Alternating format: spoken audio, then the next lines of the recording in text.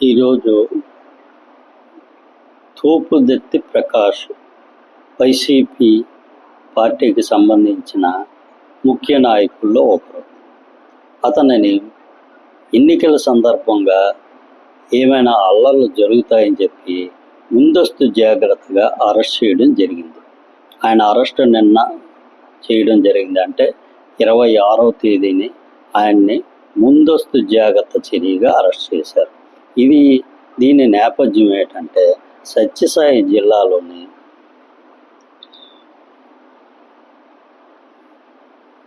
Ramagiri MPP స్థానానికి ఎన్నికలు జరుగుతున్న నేపథ్యంలో ఆయన అక్కడకు రావడం వల్ల కొన్ని ఉద్రిక్త పరిస్థితులు నెలకొన్నాయని చెప్పి వీటిని కంట్రోల్ చేయాలనే ఉద్దేశంతో పోలీసులు ఆయన ముందస్తు అరెస్ట్ చేసి అతన్ని పోలీస్ స్టేషన్లో ఉంచడం జరిగింది.